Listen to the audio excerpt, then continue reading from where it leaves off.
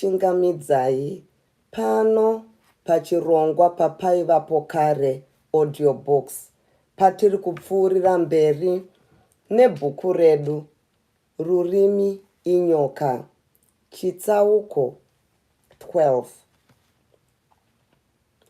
Mazuva ose akatevera akava mazuva okusuwa kuna Vhaidha.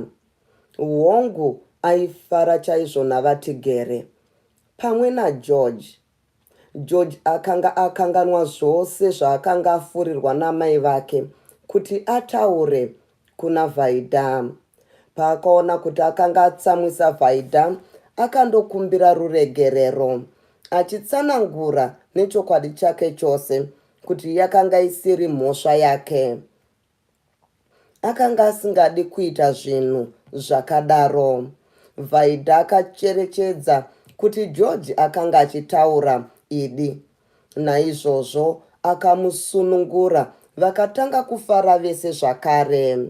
Izvi zvakaita kuti zvive nyore zvishoma kuti Vhaidha agare nemhuri yavatigere kumusha.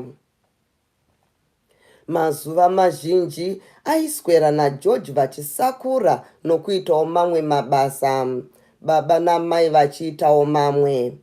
Pavaiswera vese kudai, vaiswera vachiseka zvavo, vachitaura nyaya dzinofadza. Zvose zviya zvakanga zvakanganwika. Zvaiitika kashoma chaizvo kuti vatigere, amai, George naVhaidha vaswere vari vana kudaro. Asi nguva shoma iyoyo yazvaiitika, amai vaSimon vakanga vasingadi kuratidza kuna vatigere nokuna George kuti havadi Vhaidha. Nokudaro vainyepera kufara vachimutaudza nokuseka naye, zvokuti vose vaingoti semhuri iri kufara pamwe chete. Kana ivo vatigere havana chavakakambofungidzira. Vhaidha akangoramba achibikira George sadza, rimwe achitumirawo kwavari vatigere nomudzimai wavo. Zvose zvainge zvaifamba nomunzira yazvo, pasina chigumbu kana chipingamupinyi. Kana dai Vhaidha ainge aine chigumbu, paiva pasina wokutaurira.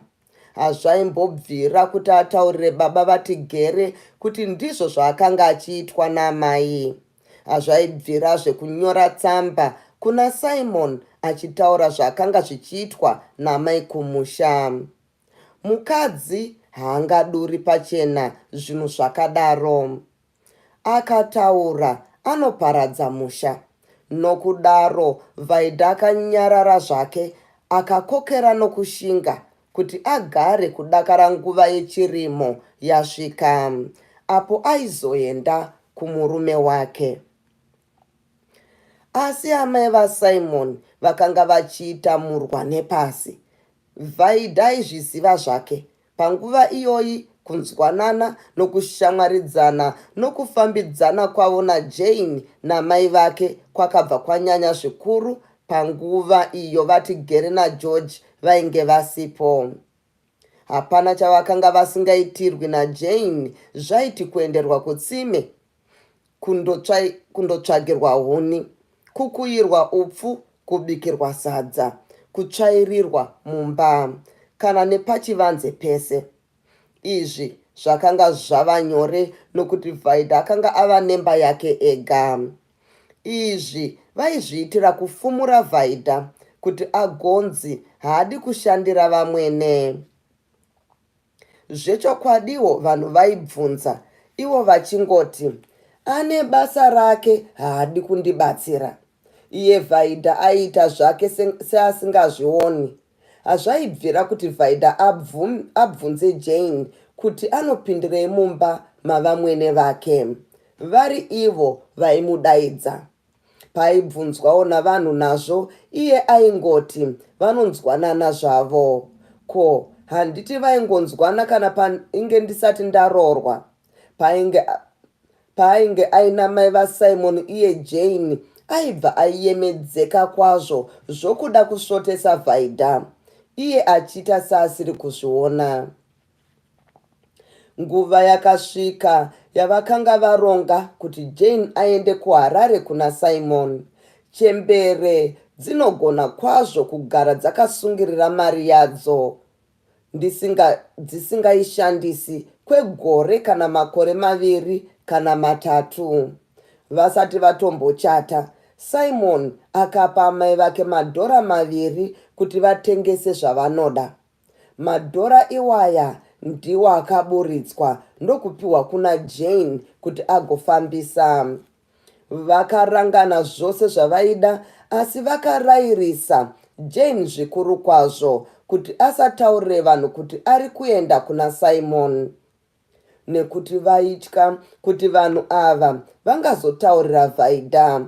Vaida achizoteverawo iko kuHarare kundobvoronga zvinhu. Hazvina kumbonetsa Jane kukumbira baba vake kuti vamubvumire kumboenda kuHarare, nokuti kwaiva nanzvadzi yaitevera iye. Ivo vakabva vamurayirawo kuti andovavigira mari yomutero wemombe. Jane akavatsanangurira kuti aida kundotsvaga mari yokutengesa mbatya kwanzvadzi yake. Saka naivo vakatomupa imwe mari yokukwirisa bhazi. Amai vake vakanga vasina chokutsanangurirwa, nokuti naivowo vakanga vari mukati mezano iri. Zuva raakakwira bhazi, Jane akanyatsorongedza rwendo rwake. Rwendo urwu rwaiva nezano rakanaka rokunyatsosvotesa Vaida. Haana kumboita hanya nezvaakataurirwa namai vaSimon zvekuti asataurire vanhu. Angarege sei kutaurira vanhu zvinhu zvikuru zvakadaro? Ainyatsoziva chaizvo kwaifanira kundotaura kuti zvigokurumidza kusvika kuna Vaida, asvotwe vaone zvaangaite. Paakanga apfeka achienda kubhazi, akamhanyira kumba kwamai Dzipfende. Pavakamuona vakabva vangobvunza, "Ko, wapfeka kudai, uri kuenda kupi nhai Jane?" "Ndiri kuenda kuHarare vasikana." "KuHarare? Chokwadi, kunei?" "Ndiri kuenda kunoona Simon." Simon, asi zvinhu zviya zvakazobudirira." "Hongu wani, manga musingazvizivi." "Aiwa, ko, wadi kutitaurirawo vasikana?" Ndakafunga kuti makangozvionawo mega musi uya kunhimbe kwedu. Hamuna kuona kuti takangoswera tese, tikadzokera tese kuno kumusha kunze kwatosviba." "Heya, kubva makorokoto Jane, ufambe zvakanaka. Ndiye here Simon akakusiyira mari yokuti ugomutevera kuHarare?" "Hongu, akabva angondipa iwo musi uya kumunda." "Zvino nodzoka rini? Unokurumidza kudzoka?" "Handizivi zviri kwaari iye Simon. Pamwe ndinongopedza mwedzi, kana mwedzi 2 kana 3. Nhai Jane, asi unoda kudzoka wavana pamuviri." "Hameno, zvimwe kana zvaita ndingazvidii. Chiregai ndichienda vasikana, ndinganonoka ndikasiyiwa nebhazi. Nhasi ndingacheme." Nhasi mwoyo waJane haugari pasi kudzamara apinda mumba maSimon. Chienda zvako wena. "Ko, mai Mashumba vari kumba kwavo?" "Kwete, vaenda kunotsvaga muriwo kumunda." "Kubva muzovati zvanzi naJane chisarai, ndozovaona ndadzoka." "Zvakanaka, udzoke warurama iwe." Jane akamhanya kumba ndokutora bhokisi rake achibva aperekedzwa namai vake kubhazi. Mwoyo wamai Dzipfende wakanga ungotakwaira. Kuti vagare pasi zvakaramba, kuti vaite basa zvakaramba. Vakanga vongoti ichibate pasi tsve, ichibate-bate. Mwoyo wakanga worwarira kunzwa mashoko. Vakasimuka vachibva vananga kumba kwamai vaSimon. Vakaona kuti pamba paVaida pakanga pakakiwa. Vakabva vaziva kuti akanga asipo. Chokwadiwo, Vaida akanga aenda kusvondo naGeorge. Maidzipfende vakapfuura vachienda kumba kwamai vaSimon. Vakawana vari vega mumba. Vakabva vangosvikopfugama vakati, nhai mai vaSimon, mukati mashoko andanzwa haasi mashura. Amai vaSimon vakati, mashura eiko, manzwei? Imi, handiti Jane aenda kuHarare. KuHarare kunotorei? Apa mai vaSimon vakavhunduka. Vakanga vatsindira Jane zvakasimba kwazvo kuti arege kutaurira kana munhu mumwe chete zvake kuti ari kuenda kuHarare. Zvino akanga ataura, zirema remwana, zibenzi. Vakanyepera kwazvo kunge vasingazvizivi. Chokwadika, Jane ari kuenda kuHarare, auya kumba kwangu kuzondioneka. Imi hamuzvizivi kuti aenda kuHarare? Kwete, handizvizivi ini. Ko, ndingagozvizivirei? Zvimwe ari kuenda zvake kuhanzvadzi yake. Handiti hanzvadzi yake iriko kuHarare kwainoshanda. Iye anditaurira kuti adaidzwa naSimon. Yuwi, amai vaSimon vakarohwa nehana. Kwete kuti zvakavashamisa, asi kuti akanga azvitaura kuvanhu.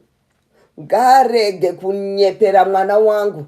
Akwira here? Kana asati aenda ndinonomubvunza pabhazi ipapo pane vanhu anyare. Vakanyepera kusimuka. Kwete, kagarai pasi. Kana mukanomubvunza, ndini ndinozonzi ndine makuhwa. Asi anopenga. Zvino muroora wangu akazvinzwa haagumbuki. Zvine mashura izvi chokwadi, sokutaura kwamaita. Ivo mai vake ndinovabvunza. Ndizvo zvavanofurirana nemwana wavo, izvozvo kuti vagoshapisa zita remwana wangu. Kana ivowo maidzipfende vakadavira kuti Jane akanga achinyepa. Kutaura nokushatirwa kwamai vaSimon kwakabva kwaita sekwechokwadi. Maidzipfende vakati, musambowana wamunobvunza nazvo mai vaSimon. Handidi kuitwa munhu ane makuhwa ini. Zvandishamisawo, saka ndati regai ndigobvunza. Zvino ndatadza here vasikana? Kwete, manatsa zvenyu, asi chokwadi zvinhu zvakadaro zvakaipa kwazvo. Jane anditaurira kuti akasiyirwa mari naSimon yokuti agotevera kuHarare.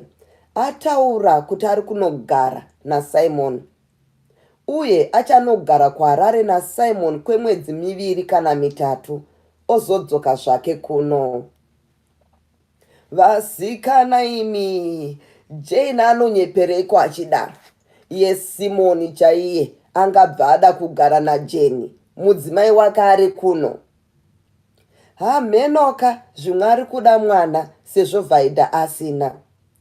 Munozvibvumawo izvozvo maidzipfende? Zviri kutaurwa naJane izvo ndezvekunyepa chete. Ndapota zvangu maidzipfende, musataurire vanhu zvamataurirwa naJane izvi.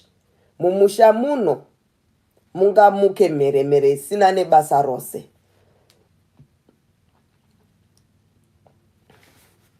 Handimbotaura kani, handiti muri kutorinzwa kutinhira bhazi iro. Rava kuenda, izvozvi Jane atokwira.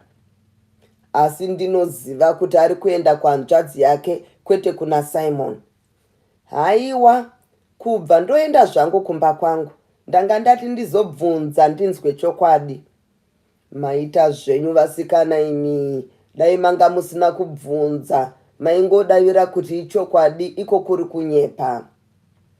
Mai vaSimon vakasara vakagumbuka kwazvo kuti Jane akanga aburisa pachena zvinhu zvavakambenge vabvumirana kuti hazvifaniri kubuda pachena.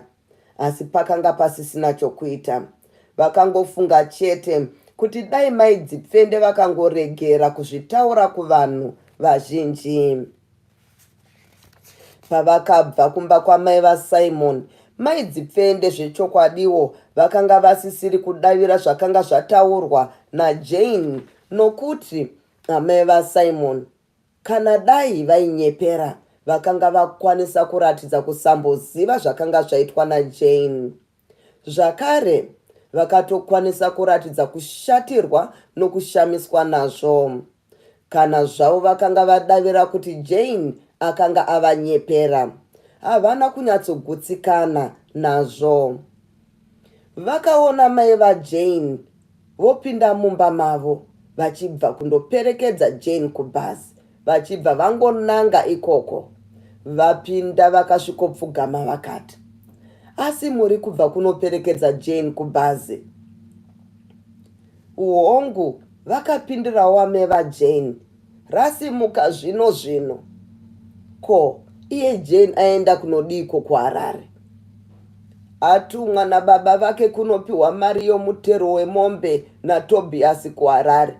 Apa amai vaJane vakanyeperawo kusaziva kuti Jane akanga achida kundoona Simon kuHarare kumafura mhepo. Vaisada kuti zvizivikanwe navanhu. Asi kana zvakadaro, kubva Jane andinyepera. Vakadaro maidzifende. Kukunyeperai kuti ikozve? Ina nditaurira kuti akasirwa mari naSimon yokuti agomutevera kuHarare. Asi Jane anopenga, anyatsokutaurirai kudaro? Chokwadi ndizvo zvaataura. Mwana uyu anodarireiko kunyepa zvakadaro? Zvino kana Vhaidha akazvinzwa hazvipi ruvengo here izvozvi?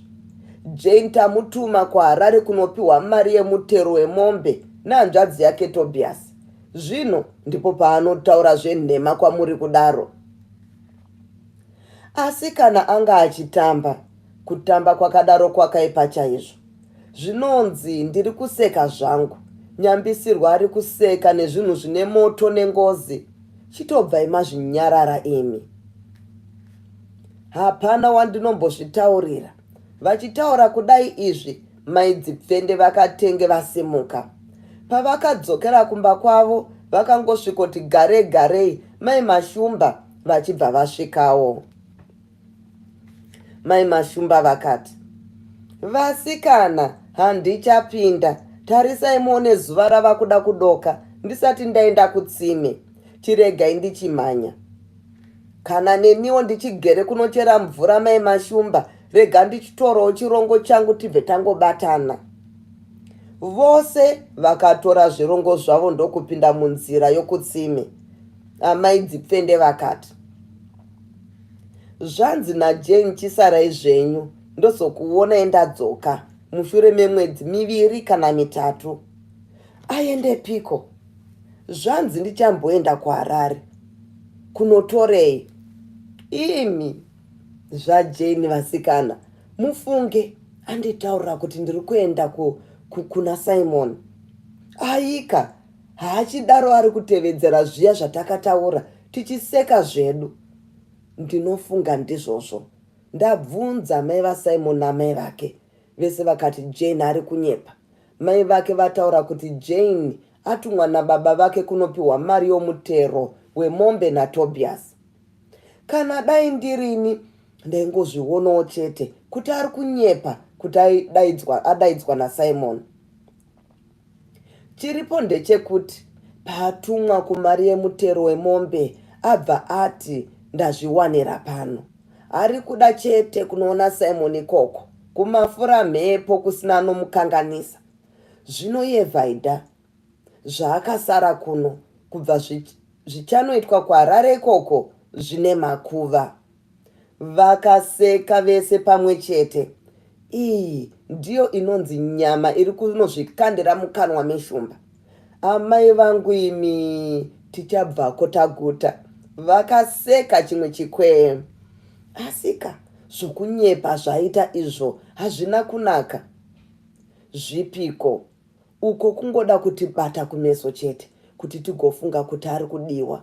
Simon chaiye angasiyire Jane mari yokuti aende kuHarare. Muregei, haasati adadirwa nevarume.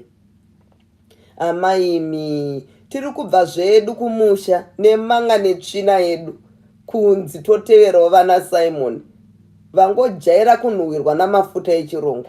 Imi muchingonhuhwa dikita neutsi chete.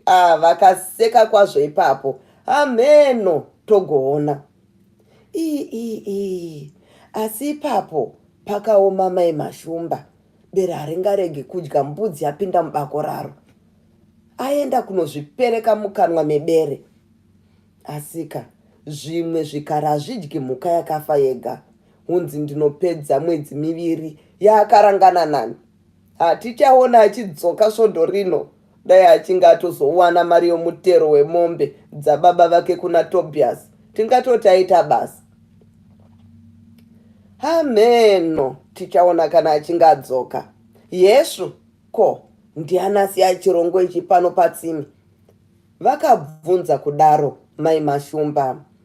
Ndinofunga chasiwa nemunhu aenda kusvondo achiti anozouya achichera mvura kana achinge adzokera kumba. Chokwadi ndinofunga ndechavhaidha. Tarisai muone ari kuuya nokuno achibva kusvondo. Ava kuparadzana naJoji. Handiti vanga vaenda vese kusvondo. Ndinofunga kudaro nokuti pandaenda kunobvunza mai vaSimoni nezvenyaya iya ndawana pamba pake pakakiwa. Imi munofunga kuti kufamba kuri kuita Vhaidha nomuramu wake mazuva ano kuchiri kuri kwega? Imi changova chikweya.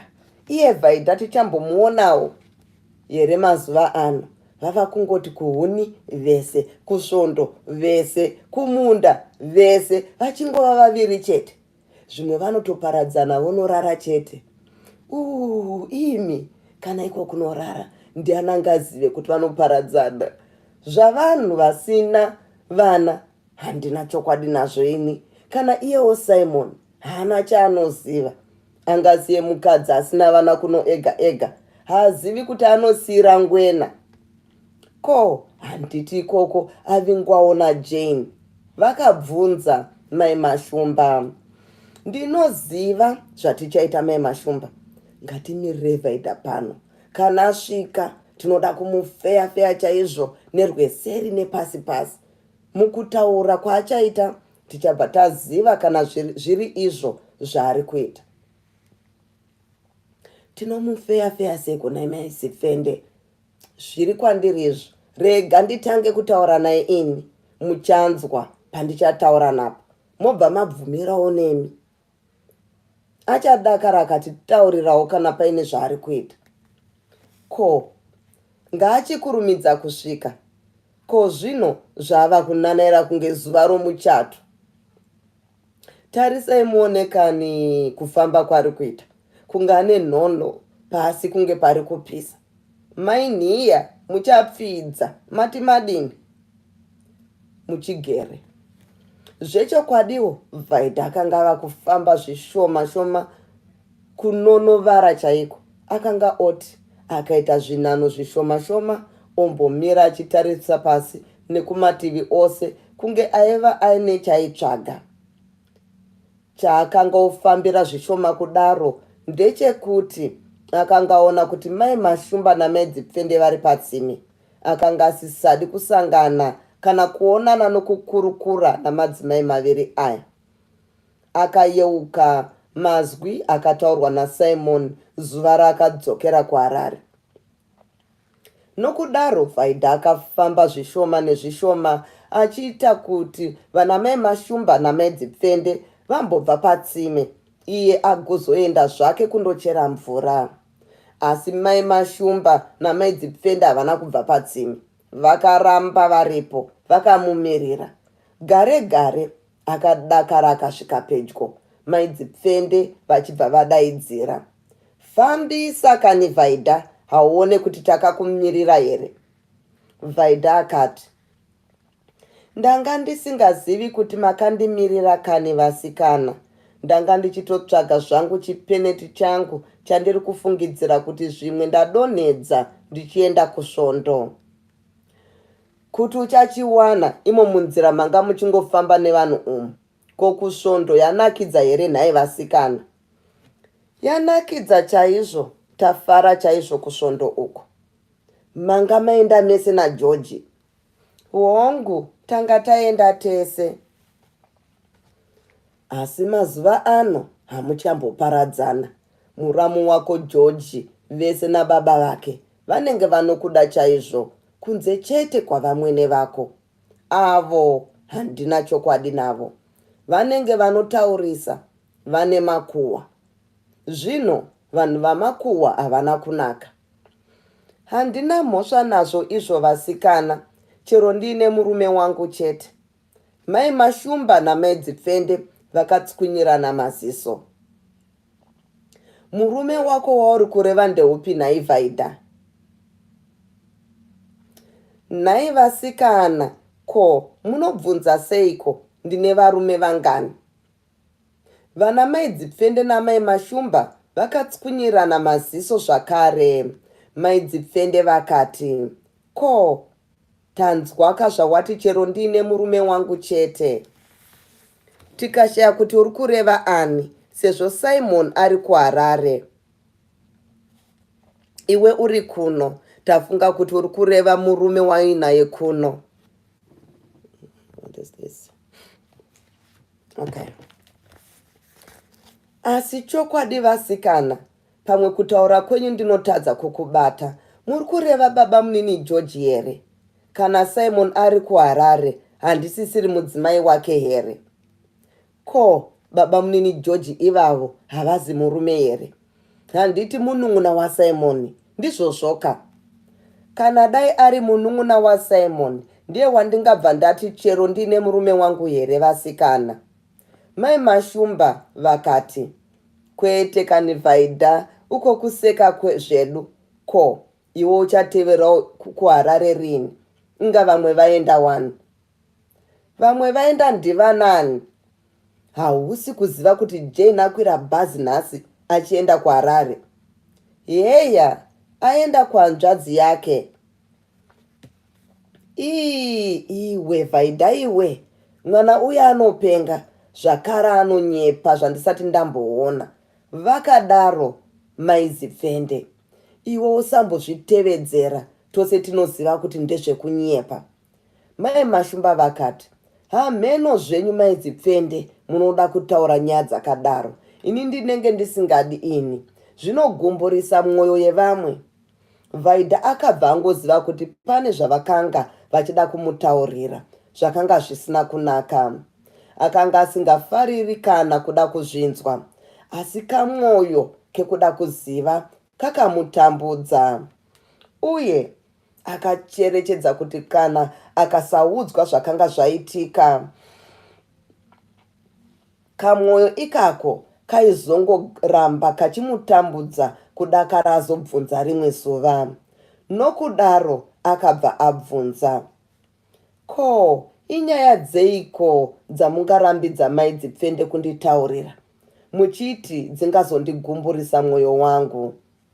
Mai Dzipfende vakati, ufunge zvako Vaida, kuti mai Mashumba vanoda kuti ndivanze zvakaipa zvandinenge ndanzwa.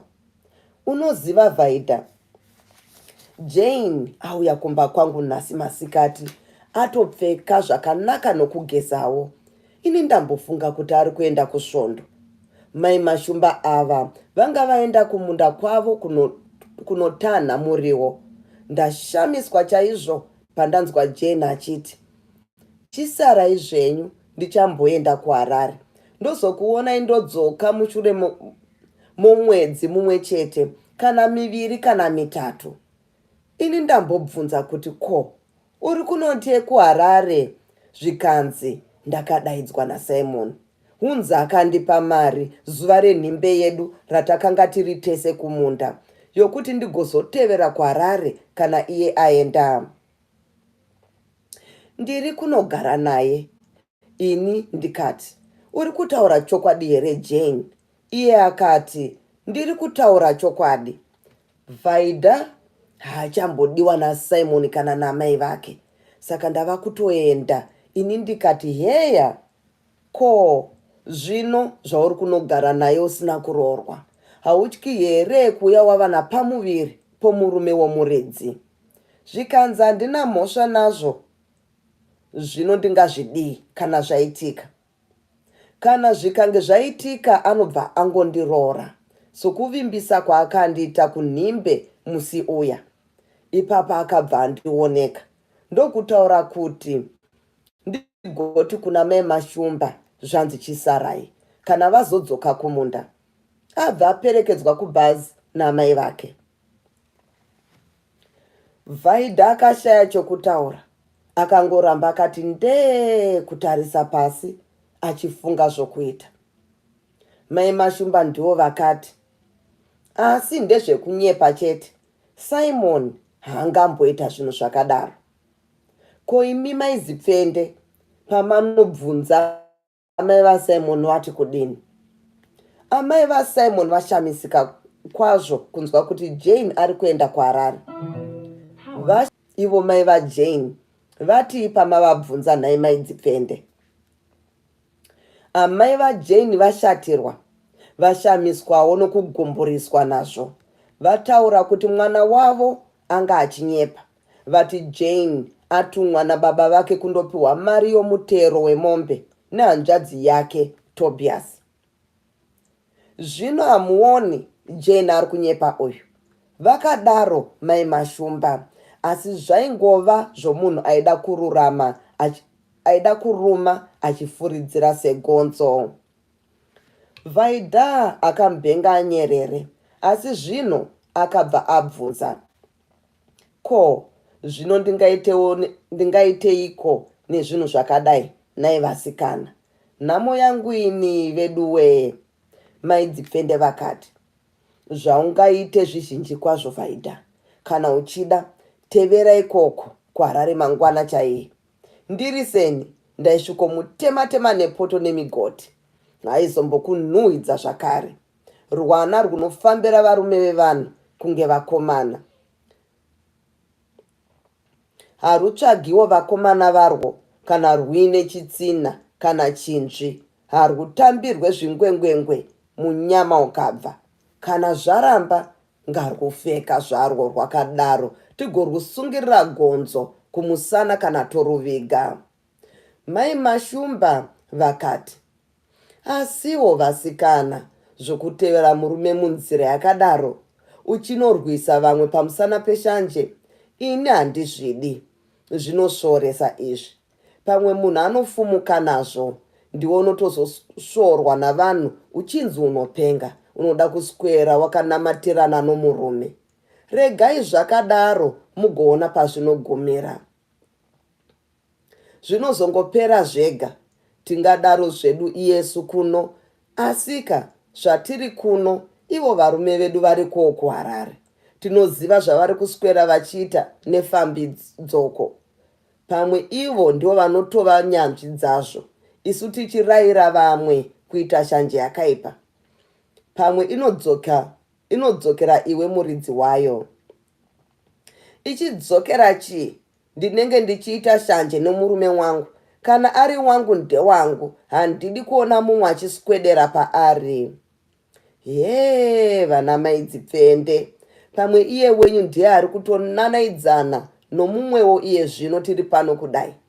Vakadaro mai Mashumba. Pamwe vari kutodengaidzana iye zvino mubhawa nerimwe zihwende remukadzi ramunozotya kunorova imi kana makariwana riri mumba menyu. Pamwe kana dai mukaritanga, ndimi munozosiya matsikwa-tsikwa muchizotumirwa kuchipatara. Usazoteerera zviri kutaurwa izvo Vhaidha. Hapana zvinombonoitwa naJane kuHarare uko naSimon. Ko, kuno kumusha, Jane atadza wani kumuwana iye Simon. Zveshanje hazvibatsiri izvi. Naizvenyu mai Mashumba, akadaro Vhaidha. Ndizvo zvomunun'una, iwe dzikama. Ndakambokutaurira zvekare, zuva riya zvamaidzipfende hazvitevedzerwi.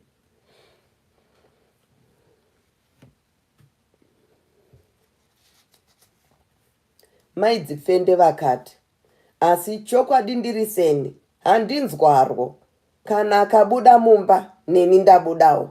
Akafamba nepfambi, neniwo ndine makumbo, ndinofambawo ndichitsvaga zvaanotsvaga. Ko, amaimi, mukazonzi pfutseke, ndibvirei pano moti kudini? Ndizvo zvandinorwarira izvozvo, ndizvo zvandinotsvaga nemeso matsvuku, ndipo pandinozosasana mwana womunhu, tozoona anotanga kusvotwa. Maidzipfende vakaseka, vachibva vati, aiwa, kuseka zvangu vasikana, murume haanzwarwo, ndiwo unozofumawo chema. Asi vakanga vaine chivimbo chokuti zvavakanga vataura zvakanga zvapinda muhana yaVhaidha. Maidzipfende vakati, zvinoka zvingadai zvakanaka dai vamwene vako vasingataure tuzhinji.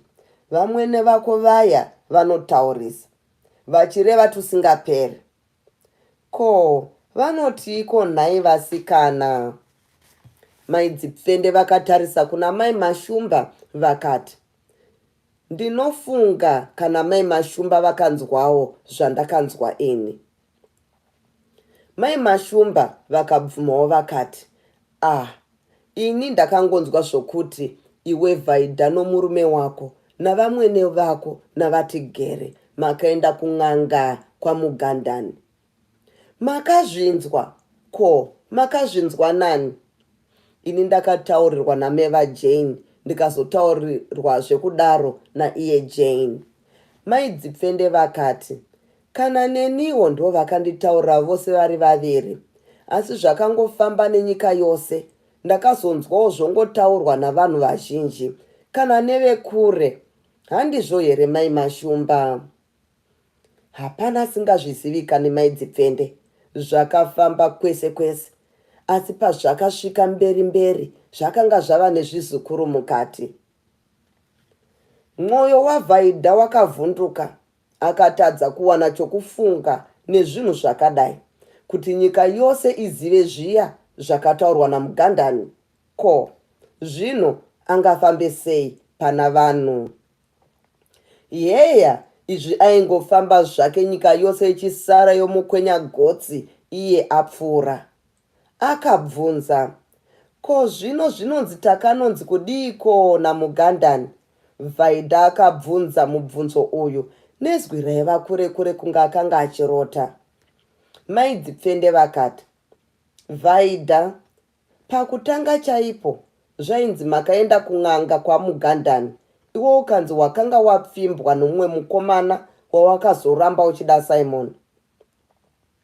Hunzi mukomana iyeye pawakamuramba akashatirwa achibva akupinga kuti urege kuzomboita mwana upenyu hwako hwese. Asi zvinonzi mudzimu wakapinda mhepo kwauri, uchibvumira kuti mukomana uyu akupinge ndewambuya vako. Vaiti mbuya vako ava vaiva neshaviro uroyi ravaida kukupa, iwo ukabva waramba.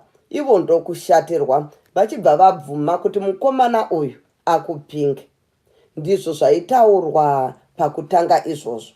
Chiregawo mai Mashumba vakutaurire zvakazenge zvotaurwa nevanhu mumashure, nekuti kana shoko rofamba rinozosvika mberi rava kupamhidzirwa twakawanda kwazvo. Taurai zvenyu mai Mashumba. Mai Mashumba vakati, ini ndakazonzwawo vamwe vanhu vokure kure votaura kuti Vhaidha akanobatwa kwaMugandani kuti akambenga aroorwa nemumwe murume akanga amuitisa pamuviri. Zvino akazonyengana naSimon achibva abvisa pamuviri ipapo.